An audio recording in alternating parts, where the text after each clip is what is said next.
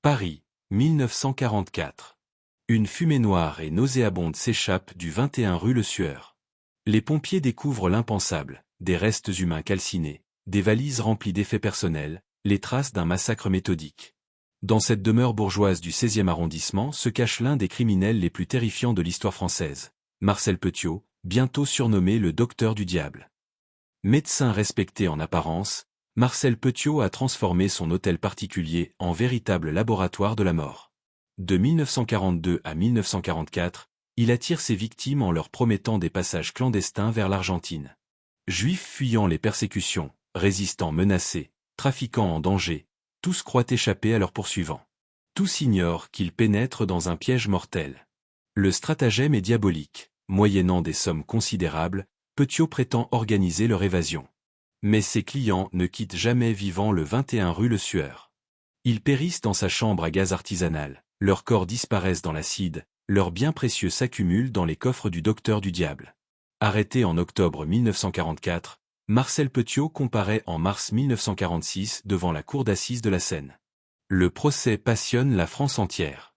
Face au juge, le criminel revendique 63 meurtres, prétendant avoir agi en résistant contre des collaborateurs. Personne n'est dupe. Le 4 avril 1946, il est condamné à mort. Le 25 mai suivant, la guillotine met fin à sa sinistre existence.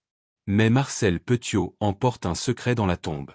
Où se trouve le fabuleux trésor accumulé pendant 3 années de crime? L'or, l'argent et les objets précieux de ses victimes, estimés aujourd'hui à plus de 50 millions d'euros, n'ont jamais été retrouvés. Cette fortune maudite demeure l'un des plus grands mystères de l'histoire criminelle française. Dans l'attente de son exécution, Marcel Petiot rédige un dernier ouvrage dans sa cellule de la santé, Le hasard vaincu, un étrange traité sur les probabilités et les martingales. Ce manuscrit, écrit de sa propre main, constitue sa dernière trace avant l'échafaud. Mais peut-on vraiment croire qu'un homme aussi calculateur, aussi méticuleux, ait consacré ses dernières semaines à de simples calculs mathématiques? Dans cette succession apparemment anodine de chiffres et de formules se cachent peut-être les indices que le docteur du diable a voulu léguer à la postérité. Les éditions des Enfers vous proposent aujourd'hui de découvrir ce document historique exceptionnel, reproduit en facsimilé intégral. Chaque page, chaque annotation, chaque calcul a été préservé dans son état original. Saurez-vous percer les secrets de Marcel Petiot? Parviendrez-vous à déchiffrer les codes que ce génie du mal a peut-être dissimulés dans son testament intellectuel?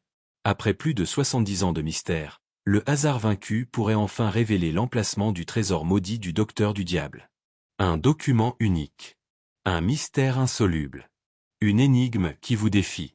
Le hasard vaincu de Marcel Petiot. Disponible dès maintenant aux éditions des Enfers.